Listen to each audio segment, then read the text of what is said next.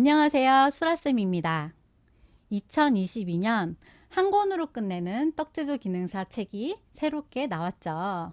네, 2020년부터 해서 2021년, 2022년까지 벌써 3년 차에 접어드는 책인데요.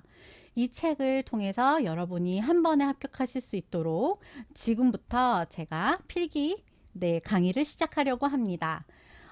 정말 어떤 분은 생각보다 문제가 너무 쉬워요. 그래서 하루 이틀이면 공부하실 수 있을 것 같아요. 하시는 분도 있으시겠지만 반대로 어머 생각보다 외울 게 너무 많은 것 같아요 선생님 하시는 분들도 분명히 계세요.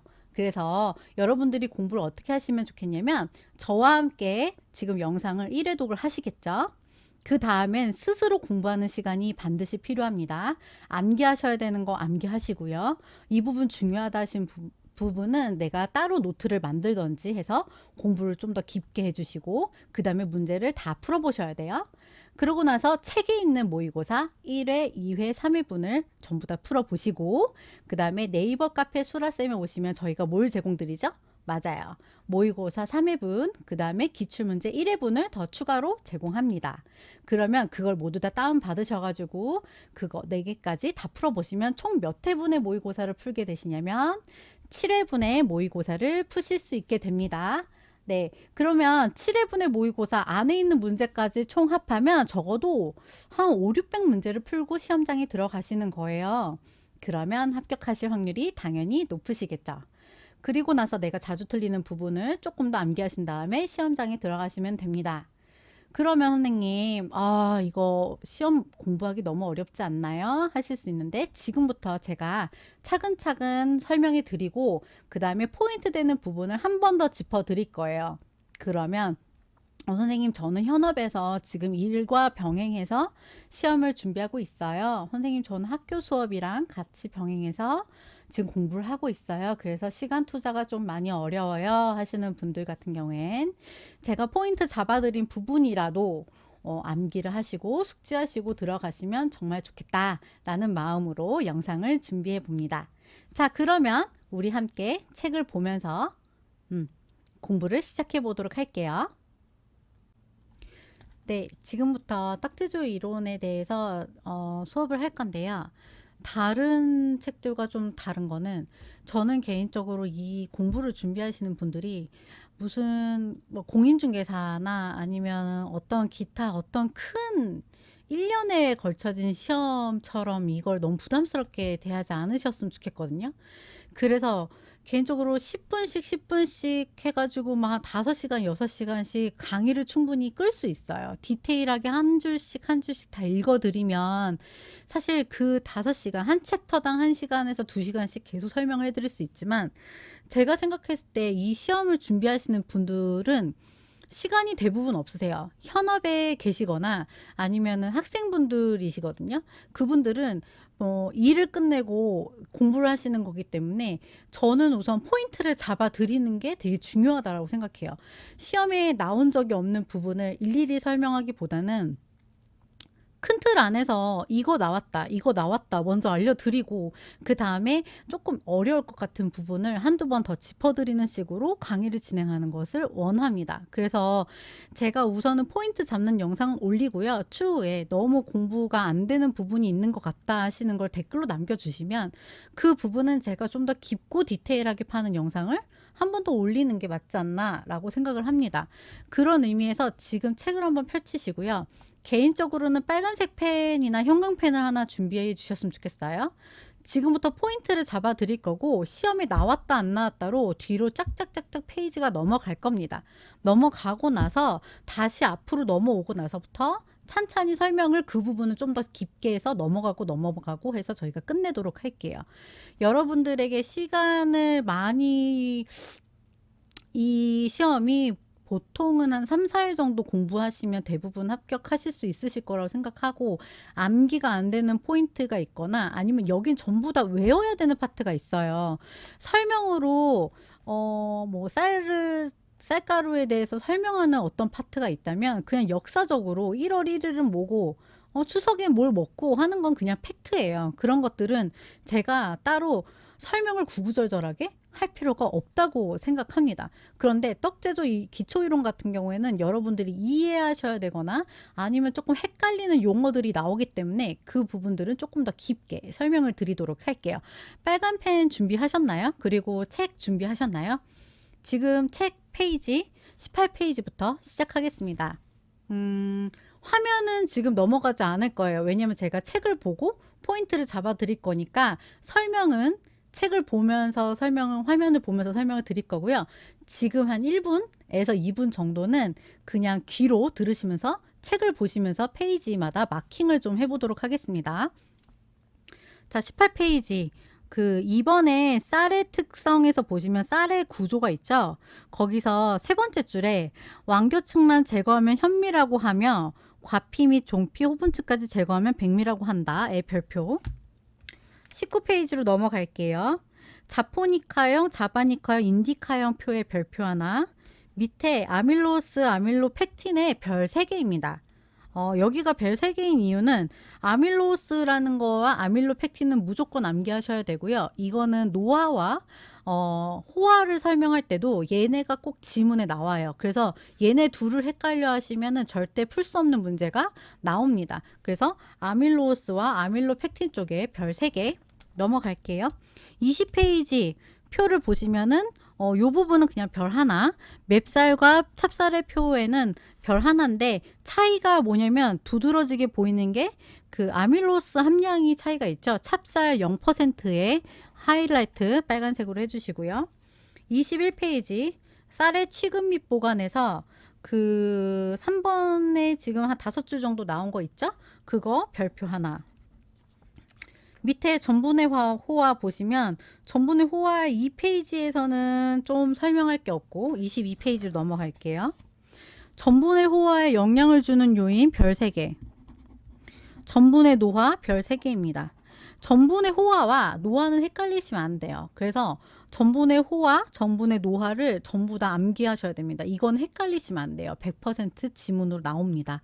노화에 대한 거라든지 호화에 대한 거라든지 떡의 관리 부분에 갔을 때에도 이 노화에서 말했던 어떻게 하면 노화, 빨리 딱딱해지고 떡이 맛없어지는지 그러면 반대로 얘기하면 이렇게 되겠죠. 떡을 어떻게 관리하면 더 오래 맛있게 먹을 수 있는지 까지 연결이 되겠죠. 그래서 전분의 호화와 노화 함께 많이 외워주셔야 됩니다. 그래서 23페이지에 노화를 늦추는 방법에서 정리까지 있죠. 여기까지 해서 저희가 별 3개로 마무리할게요. 뒤에 24페이지 보시면 호정화, 당화, 계라, 퀘라메라 있는데 이건 한 번씩 읽으시면 이해가 되시는데요. 보통 시험장에서 헷갈려 하시는 분들은 호정화가 뭐였더라? 이렇게 생각하세요. 그러면 어떻게 외우면 좋냐면 호정화, 누룽지, 당화, 식회, 겔화, 도토리묵, 캐러멜화, 약식 이렇게 외우시면 됩니다. 다시 호정화, 누룽지, 당화, 식혜, 겔화, 도토리묵, 캐러멜화, 약식에 들어가는 소스 이렇게 생각하시면 돼요. 요즘은 카라멜 소스를 시판하기 때문에 떡집에서 직접 카라멜을 만들어서 하시는 경우는 거의 없지만 보통 집에서 수제로 만드시는 경우에는 이 카라멜화를 거친 소스를 이용해서 약식을 만듭니다. 부재료 같은 경우에는 25페이지 보세요. 호박꼬지에 대한 내용이 한번 지문으로 객관식으로 나왔기 때문에 구체적으로 설명이 되어 있는 거예요. 그래서 호박꼬지에 별표 하나.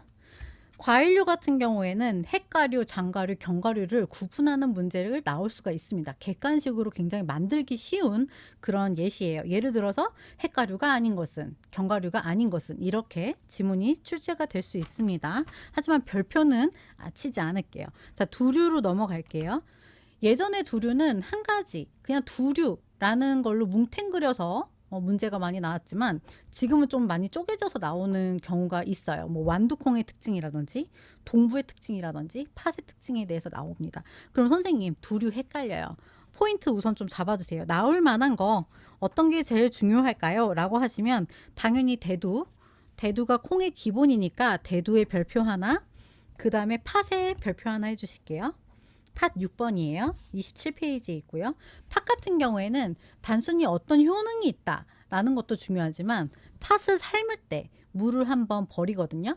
그 물을 버릴 때 왜 버리냐? 사포닌 때문이다 라는 문제로 많이 나옵니다. 그래서 팥의 전처리 왜 삶아야 되는데 첫물은 왜 버려야 되는가에 대한 내용이 나왔었습니다. 그래서 28페이지 보시면 붉은 팥을 삶을 때 물을 버리지 않고 바로 삶아야 하는 이유는 이란 내용과 밑부분에 보시면은 팥을 삶을 때 나는 거품은 바로 사포닌이다. 사포닌을 제거해야 된다 라는 내용까지 한번 쓱 이해하시고 넘어가면 됩니다.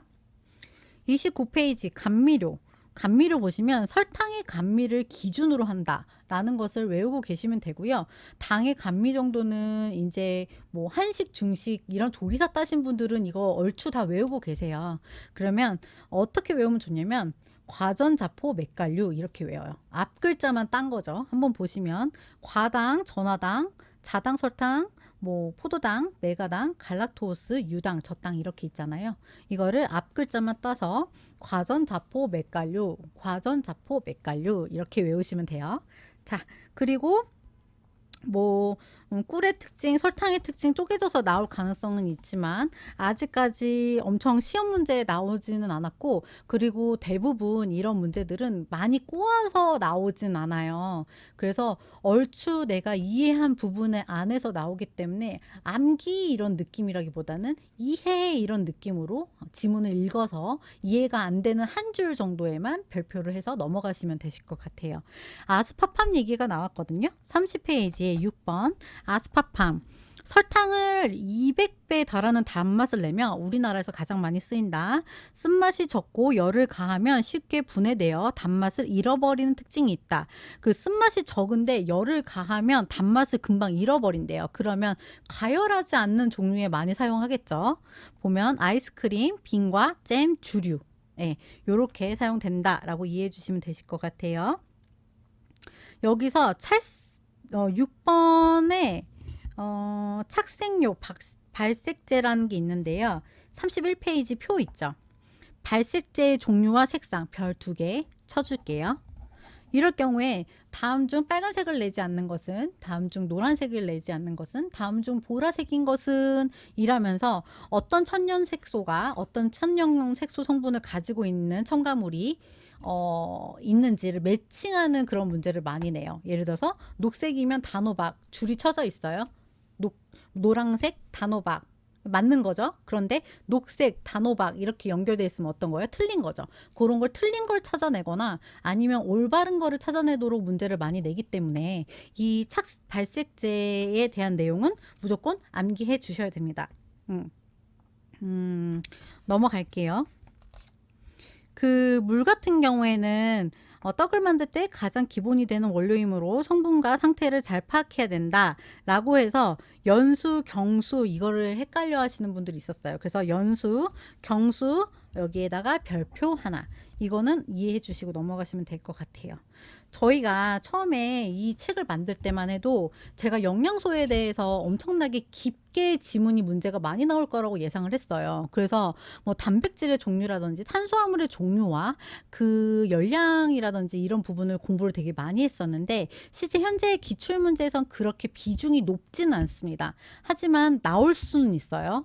뭐든지 시험 범주 안에 있는 건 나올 수 있어요. 하지만 그 안에서 현재 비중이 높게 나온 거 위주로 포인트를 잡아드리는 과정 속에서는 지금 여기가 엄청 핵심적이고 엄청 달달달달 외워야 되는 포션이라고 말씀드릴 수는 없습니다. 그래서 이 부분은 대충 3번 재료의 일반 영양소와 성분 같은 경우에는 한번 쓱 읽고 넘어가시는 걸로 할게요. 조리사 시험에서 조금 중요하게 다루는 게 단당류, 이당류, 다당류 이렇게 세 개를 구분하는 지문을 엄청 많이 내고 있어요. 근데 저희가 국가시험 안에 한식, 중식 이런 것들이 다 조리사 시험 안에 포함되어 있잖아요. 조리사 시험 문제들이 대부분 떡 제조 기능사 문제에도 많이 유입되고 있습니다. 그런 건 무슨 뜻이냐면 탄수화물 중에서도 단당류의 종류, 이당류의 종류, 다당류의 종류와 특징은 무조건 암기해 주시는 게 좋다라는 얘기죠. 그래서 34페이지 탄수화물에 별표 2개 해주시고 저희가 35페이지까지 이해해 주시고 가실게요. 다당류는 2개 이상이다. 라는 질문에 맞는 걸까요? 아니죠. 다당류는 10개 이상의 단당류가 결합된 거다 정도는 파악해서 골라내실 수 있는 정도의 이해도를 가지고 가시면 되실 것 같습니다. 저희가 펙틴, 이눌린, 알긴산, 한천처럼 36페이지 나온 것처럼 이렇게 하나씩 쪼개져서 나오는 지문이 문제가 존재할 수 있습니다. 왜냐면 예전에는 둥글둥글한 지문들이 많았다면 점차 합격률이 높아지고 있는 떡제조 기능사 같은 경우에는 그 합격률을 낮추기 위해서 조금 더 문제가 더 어려워지거나 조금 더 꽈져서 나오는 지문들이 점차 늘고 있는 추세예요. 그래서 요거 하나 놓쳤네가 그 하나가 문제로 나올 수 있죠. 근데 저희 목표는 뭐예요? 100점 만점인가요? 100점 만점이세요? 60점 이상만 맞으시면 됩니다. 그렇기 때문에 아주 시간이 없으신 분들은 적당히 이해하고 넘어가시는 수준에서 멈추시고, 아, 나는 이거를 그래도 불안해. 나는 한 100점 정도 모의고사가 나와야 실제 시험장에서 60점 이상을 맞을 것 같아 하시는 분들은 공부하는데 시간을 조금 더 많이 투자하셔야 돼요. 그래서 여기서도 보시면 펙틴, 이눌린, 알긴산, 한천 차이와 그 특징에 대해서 알고는 넘어가셔야 되고 별표는 치지 않겠습니다. 그리고 넘어가 볼게요. 나왔던 거 위주로 조금 설명을 드리겠습니다. 이거는 조금 외우고 넘어갔으면 좋겠다라고 제가 생각했던 부분은 41페이지인데요. 무기질의 종류. 네, 무기질의 종류와 그 다음에 6번 비타민 중에서 맨 밑에 비타민 결핍과 연결되어 있잖아요. A 결핍이 됐을 때, D 결핍이 됐을 때, E 결핍이 됐을 때, F 결핍이 됐을 때 어떤 문제가 일어나더라 하는 병명까지는 암기해 주시면 되시겠습니다. 그러면 우선 41페이지까지 저희가 훑었어요. 훑었고 지금부터 다시 앞으로 넘어갈게요. 앞으로 넘어가서 아까 제가 중요하다고 했던 부분마다 같이 한 번씩 설명하면서 진행해 보도록 하겠습니다. 자, 이제는 우리가 깊게 한번 설명해 봅시다. 자, 내려가 볼게요. 떡제조 기초이론. 저희가 아까 18페이지부터 시작했죠. 완교층만 제거하면 현미라고 하며 과피 및 종피 호분층까지 제거하면 백미라고 한다. 이게 뭐냐면 어디까지 없애야 백미인가 라는 질문이 나온 적이 있어요. 그러면 우리가 내배율을 없애야 된다라고 하면 당연히 틀린 문제겠죠. 그래서 백미가 어디까지인지 그 다음에 어디까지가 현미라고 하는 건지 완교층이 있는데도 현미인지 아니죠. 완교층을 제거하면 현미인 거예요. 그리고 그거보다 더 제거하면 백미라고 한다를 조금 알고 가시면 되실 것 같습니다. 좀 더 내려 볼게요. 우리 아까 또 뭐 보기로 했었죠? 네, 자포니카형, 자바형, 그 다음에 인디카형 얘기가 있었죠. 그러면 어떻게 외우시면 되냐면요. 포근포근해, 우리나라 쌀은 포근포근해 해서 자포니카형 이렇게 외우시면 되고, 아, 꽉꽉꽉꽉 잡아야 그나마 먹을만한 밥이더라. 필리핀, 그 다음 중립종이고, 그 다음에 인도 카레 맞아, 날라다녔어, 길더라, 인디카형 이렇게 암기하시면 돼요. 실질적으로 인디카형은 별로 헷갈려 하시지 않는데요. 자포니카형이랑 자바니카형을 조금 헷갈려 하세요. 그럴 땐 포근포근 우리나라 이렇게 생각하시면 좋을 것 같아요. 제가 암기했던 방식을 그냥 쉽게 설명드리는 거니까요. 난 나만의 스타일로 외우겠어 하시는 분들은 나만의 스타일로 외우시면 됩니다. 중요한 건 뭐냐면 찹쌀과 맵쌀의 구분이겠죠. 여기서 아밀로스는 가열시 쉽게 붙는 성질, 아밀로펙틴은 가열시 쉽게 끈기와 점성을 가지는 성질이에요. 그러면 우리가 찹쌀이 쫀득한가요? 맵쌀이 쫀득한가요? 네, 찹쌀이 쫀득하죠. 그래서 끈기와 점성을 가지고 있는 건 아밀로펙틴이고, 그러면 찹쌀은 당연히 아밀로펙틴 함량이 높겠죠. 얼마나 있는지 그 다음에 제가 별표치라고 했던 부분 볼게요. 맵쌀은 아밀로스 함량이 20-30% 됩니다. 하지만 찹쌀은 0%예요. 뭐 어떤 문헌에서는 1%가 있다. 뭐 이렇게 얘기는 하지만 대부분 100% 찹쌀로 이루어진 거는 아밀로펙틴이다 라고 이해하는 게 조금 더 편안하실 거예요. 요오드 색상 변화, 맵쌀이 청람이고요. 찹쌀이 젓갈색입니다. 요거 헷갈리시면 안 돼요. 그래서 맵쌀과 찹쌀의 차이점에 대해서 지문이 나오면 반드시 맞춰주셔야 됩니다. 그리고 21페이지로 넘어갈게요. 쌀의 취급 및 보관에 대한 얘기가 있는데요. 쌀을 보관할 때 뜨거운 곳, 햇빛이 쨍쨍 비치는 곳에다가 넣진 않죠. 이거는 상식선에서 충분히 맞히실 수 있는 지문이기 때문에 제가 깊게 설명할 필요는 없지만 뭐 서늘한 곳에다가 놔야 된다. 수분 함량을 15% 이하로 건조하게 좀 유지해 달라라는 내용이고 이런 부분은 반드시 우리가 합격을 위해서는 맞춰줘야겠죠. 다른 헷갈리는 문제들 좀 틀리더라도 60점 이상만 맞으시면 되기 때문에 너무 나는 무조건 98점, 100점 맞을 거야 이런 마음도 뭐 나쁘진 않지만 요런 문제는 얼추 다 맞춰주시고 헷갈리는 문제 조금 틀릴 수도 있다. 이렇게 마음 편안하게 생각하시면서 공부하셔도 괜찮습니다. 뭐 공부를 아예 안 하시는 건 조금 어렵겠지만 마음을 조금 여유롭게 잡으시되 다만 내가 이해 가능한 범주, 암기가 헷갈리는 범주 몇 개는 열심히 외워서 가져가시면 충분히 올해 안에 필기와 실기를 다 합격하실 수 있으실 거라고 저는 생각하고 있습니다. 그 다음에 진짜 중요한 거는 22페이지예요. 저희가 별 3개 말씀드렸죠. 전분의 호화에 영향을 주는 요인, 전분의 노화란, 호화란 이게 섞어서 나오기도 하고요. 꼬아서 나오기도 하고요. 이거를 그냥 객관식으로 따다다다다 나열해서 나오기도 해요. 이거 반드시 나와요. 그래서 전분의 호화에 영향을 주는 요인 해가지고 가열 온도를 낮추면 호화가 빠르다. 뭐 당이 적어야 빠르다. 이렇게 막 헷갈리게 틀린 거랑 맞는 거를 섞어서 문제를 낸단 말이에요. 그래서 전분의 호화와 전분의 노화는 무조건 100% 암기하시고 넘어가셔야 합니다. 자, 천천히 볼게요. 전분의 종류, 아밀로스나 아밀로펙틴의 함량이 호화에 영향을 미친다. 아밀로펙틴은 아밀로스보다 호화되기 어렵다. 찹쌀이 호화되기가 어렵다는 뜻이에요. 그러면 우리 그냥 생각해 볼게요. 저희가 100평 같은 거 실기를 할 때는 20분 찌고 5분 정도 뜸들이기 한 후에 그 다음에 내려요. 완성이 되죠. 근데 찹쌀 같은 경우에는 기본적으로 30분을 익힙니다. 그럼 얼마나 더 익힌 게 찹쌀이 좀 더 길죠. 호화가 어렵기 때문에 좀 더 익히는 겁니다. 이해가 되셨어요? 찹쌀은 호화가 되기 어렵기 때문에 더 익히고 30분을 익힙니다. 맵쌀은 호화가 쉽기 때문에 20분만 익히고 5분은 저희가 뜸들이고 내리게 되는 거예요. 그래서 조금 헷갈리실 때는 내가 떡질 때 몇 분 찌더라 이거 생각하시면 조금 더 이해하기 쉬우실 거예요. 전분의 입자의 크기, 전분 입자의 크기가 클수록 호화가 빠르다. 수침 시간, 전분의 특징은 미리 수침 후 가열하면 호화되기 쉽고 균일한 맛과 질감을 얻을 수 있다는 것이다. 미리 수침을 시킨다. 생각해 보시면 저희가 밥 지을 때 옛날에는 한 30분 정도 물에 살짝 담갔다가 저희가 밥을 지었어요. 왜? 더 균일하게 맛있게 하려고. 그래서 수침하면 더 맛있어지는구나 라고 생각하시면 될 것 같습니다. 가열 온도, 전분마다 호화되는 온도가 다르긴 하지만 가열 온도가 높을수록 단시간에 호화된다. 뜨거운 열일수록 호화가 빠르다. 수소 이온 온도, 알칼리에서는 전분의 팽창과 호화가 촉진된다. 당, 설탕은 물을 흡수하는 성질이 있는데 전분에 설탕을 첨가하면 설탕의 용해성으로 인해 당이 물을 흡수하여 전분의 물 흡수 및 이용을 방해하여 호화를 지연시킨다. 염도는 반대예요. 넣으면 호화가 빨리 진행된다. 이렇게 생각하시면 됩니다. 자, 정리한 부분 여기 있잖아요. 이 부분.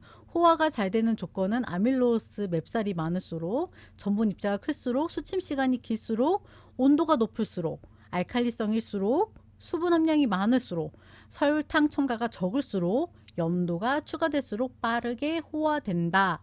라는 거는 무조건 암기해 주셔야 됩니다. 자, 그러면 거기에 반대되게 전분의 노화라는 건 뭐냐면 노화 하니까 이제 느낌 딱 오죠. 이게 뭔가 늙는 느낌이야. 늙을 노자인 것 같기도 하고. 자, 그 무슨 뜻이냐면 밥을 지었어요. 저희가 좀 이따 먹어야지 해가지고 밥을 딱 덜어가지고 뚜껑을 안 덮고 나도 모르게 그냥 식탁 위에 딱 올려놨다고 보세요. 그러면 윗면이 어떻게 되나요? 딱딱해지죠. 그리고 밥솥에 있더라도 오래되면 어떻게 돼요? 노랗게 변하죠. 약간 쌀 냄새도 나기 시작하고 바로 그렇게 변하는 것이 노화입니다. 그러면 빵이나 떡, 밥 등이 완성된 후 점차 굳어지는 현상을 말하는데 호화가 완성된 전분이 공기와 만나서 딱딱한 구조로 변화가 이루어지는 겁니다. 그러니까 호화가 완성되지 않은 전분이 아니고 이미 떡이 됐거나 밥이 된 거가 산소를 만나서 공기를 만나서 딱딱해지는 것을 노화라고 합니다. 그러면 노화에 영향을 주는 요 조건을 볼게요. 온도가 0에서 5도일 때 노화가 빠르다. 이게 0에서 5도일 때 노화가 빠르대요. 그 온도 0도에서 5도는 어딜까요?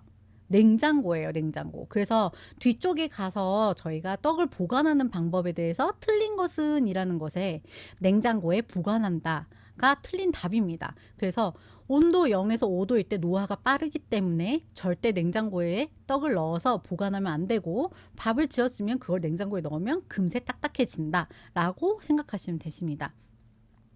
수분 함량이 30에서 50%일 때 노화가 쉽게 일어난다. 30에서 50%니까 좀 많은 걸로 느껴지실 수 있지만요. 실질적으로 떡의 수분은 40에서 60%일 때 제조해서 밖으로 꺼낸 직후부터 수분 함량이 점점 낮아지면서 노화가 진행되거든요. 그렇기 때문에 수분 함량이 조금 높을수록 노화가 좀 덜 일어나고, 수분이 점점 빠질수록 노화가 빠르게 진행된다. 한마디로 마른다 라고 생각하시면 됩니다. 아밀로스 함량이 클수록 아밀로펙틴 함량이 낮을수록 노화가 빠르다. 전분의 입자가 작은 것이 노화가 빠르다. 이 전분의 입자가 크다 작다를 헷갈려 하시는 분들 많아요. 전분의 입자가 작은 것이 노화가 빠르다. 그 다음에 산성에서 노화는 촉진된다. 그래서 노화를 늦추는 방법, 설탕 유화제 사용은 전분 분자의 침전과 결성 현상에 억제하여 노화를 늦출 수 있다. 네, 수분 함량은 15% 이하 혹은 60% 이상으로 유지시켜주는 방법이 있다. 네, 수분 함량을 15% 이하로 유지시키는 건 뭘까요? 네, 냉동하라는 거죠. 그러니까 냉동을 해가지고 아예 포장을 막아가지고 딱 얼려버리던지, 아니면은 60% 이상을 유지할 수 있게 포장으로 그 수분이 날아가는 것을 방지해줘라, 이런 뜻입니다.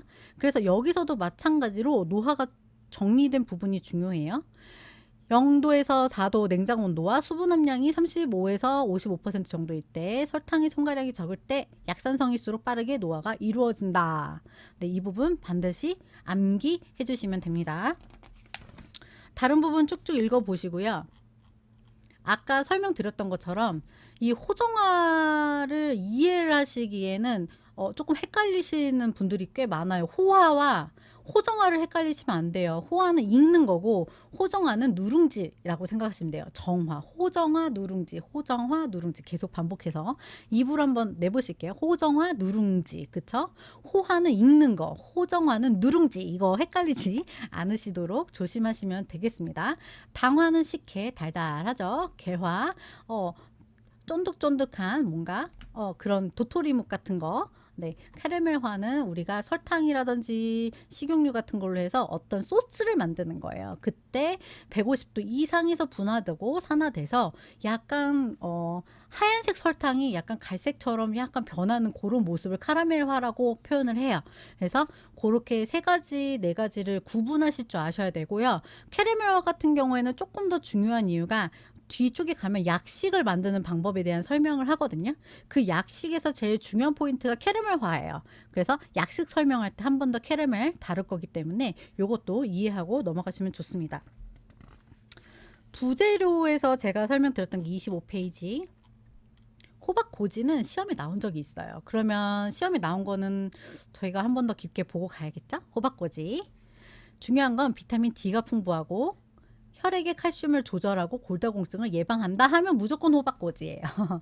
그리고 애호박 대신에 청동호박을 얇게 썰어 말린 것을 넣어 호박떡을 만들기도 한다라는 예시가 나온 이유는, 저희가 시험장에서 이렇게 기다란 호박꼬지가 나오기도 하지만 이게 수급이 조금 불안정할 때가 있었어요. 그럴 때는 청동호박을 이렇게 해가지고 넓적넓적하게 말려가지고 시험장에 나온 적이 있습니다. 하지만 뭐 부분적인 시험장에서 그렇게 진행을 했던 건데요.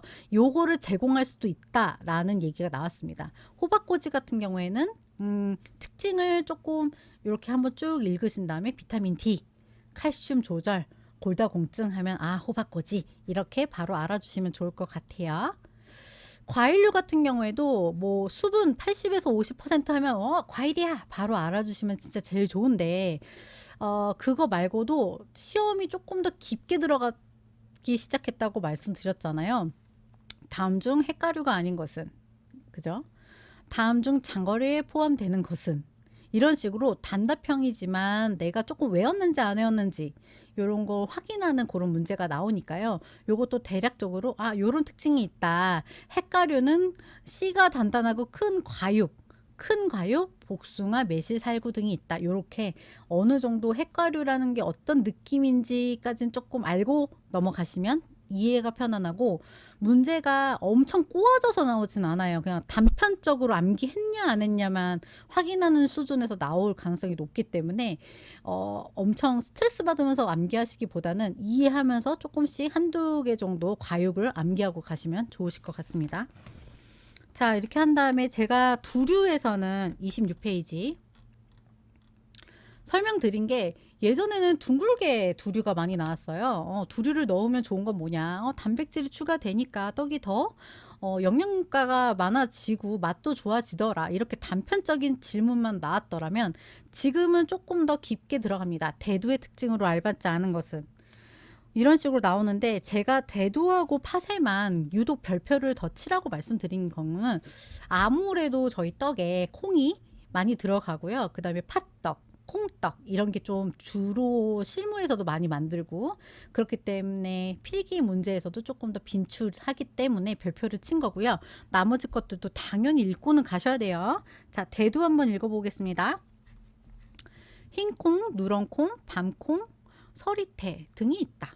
단백질 함량이 다른 콩보다 풍부하다.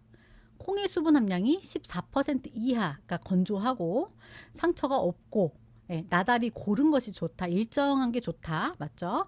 콩은 통풍이 잘 되며 그늘지고 건조한 곳에 보관한다. 네, 콩에는 곡류에서 부족하기 쉬운 리신과 트립토판의 함량이 높아서, 이런 거 어려워하시더라고요. 리신과 트립토판의 함량이 높아서 곡류에 콩을 섞어 섭취하면 단백질을 보완하는 데 효과적이다. 네, 좋죠.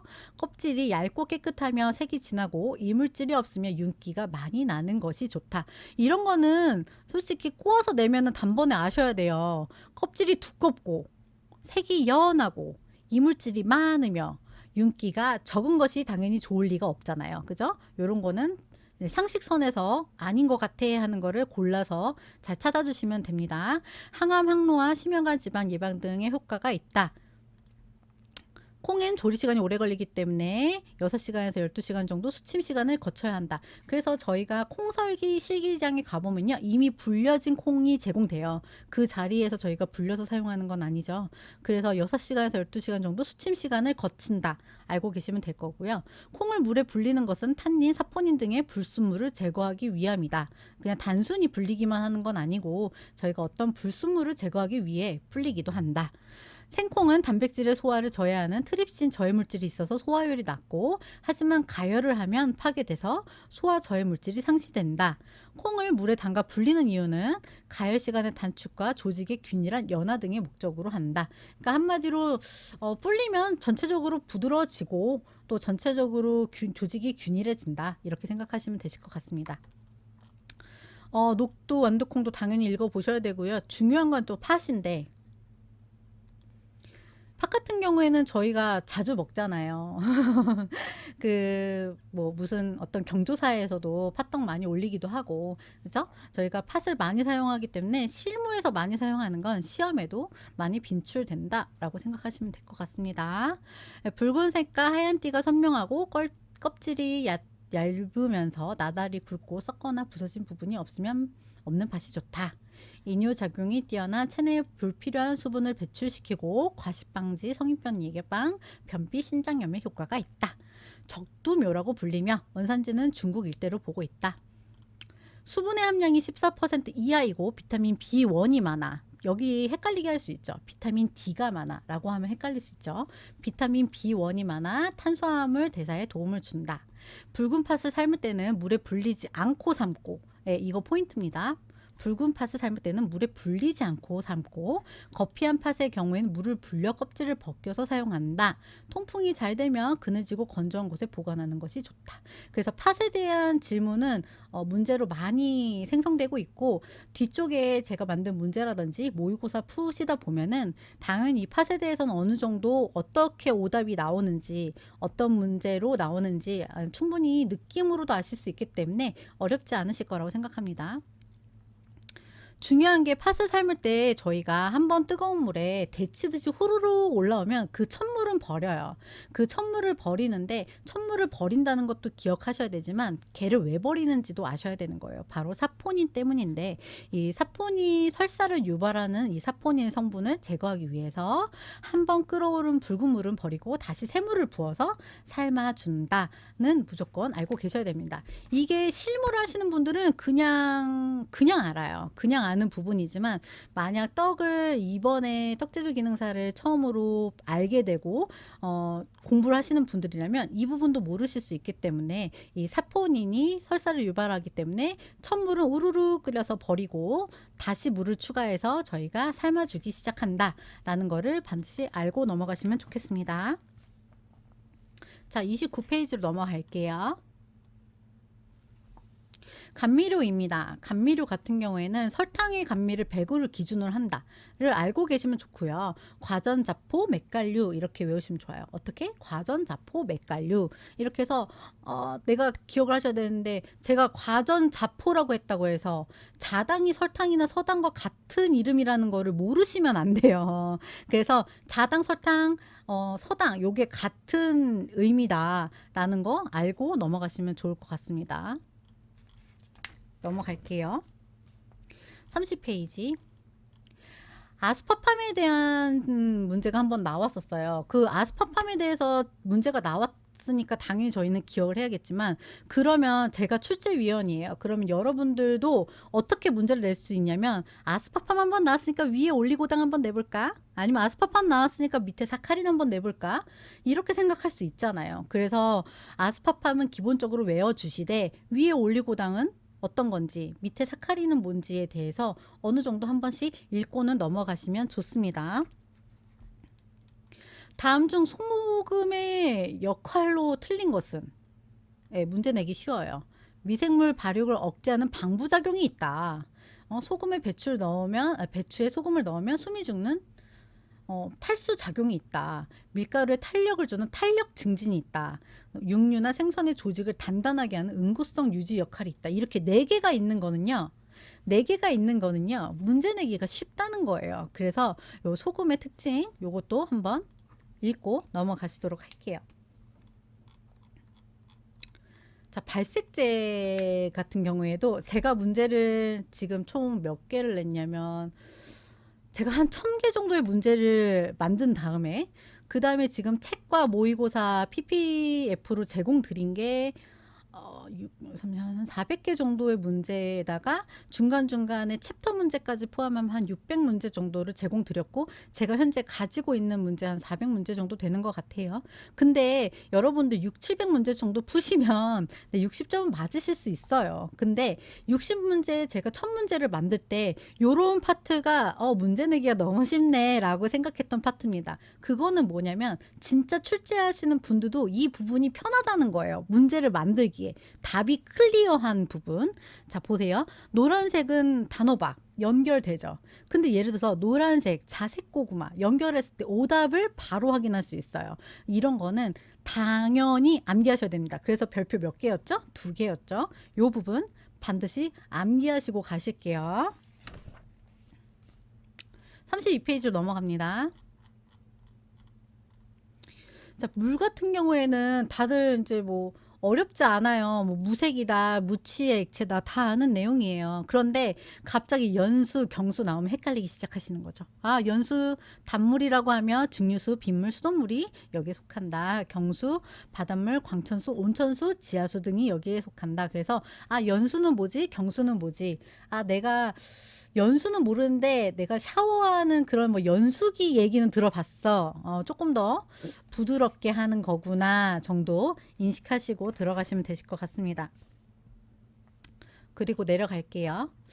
영양소 부분은 사실 조리학과에서 굉장히 중요하게 여기고 있는 파트입니다. 그래서 영양소에 대한 지문과 문제도 굉장히 다양하고 하이라이트로 외워야 되는 부분도 굉장히 많지만 현재 기출에서는 이 부분이 엄청 심도 깊게 다뤄지진 않은 것 같아요. 그렇다고 안 나올 것 같냐? 제껴도 되냐? 라고 물어보시면 그건 아니죠. 그건 아닌데 그래도 한번 읽어보시고 외워야 되는 부분이 있다면 저희가 탄수화물을 조금 중요하게 보고 넘어가겠습니다. 탄수화물 34페이지예요. 탄수화물, 탄소, 수소, 산소로 구성되어 있다. 4칼로리의 에너지를 낸다. 그리고 탄수화물의 분류를 보시면 단당류, 그 다음에 이당류, 그 다음에 다당류 뭐 이런 식으로 나뉘어요. 보세요. 단당류, 당질을 이루는 가장 기본적인 당이며 소화작용을 인해 더 이상 분해되지 않는 물질. 포도당, 과당, 갈락토스. 자, 이렇게 세 개 있어요. 단당류 뭐요? 포도당, 과당, 갈락토스. 아, 문제 내기 너무 쉽죠? 그래서 이렇게 세 개나 네 개로 단답형으로 눈에 보여지는 건 당연히 외우셔야 되고, 그 안에서도 물에 잘 녹지 않지만 가장 빨리 소화 흡수되는 단당류이다라고 하면 갈락토스.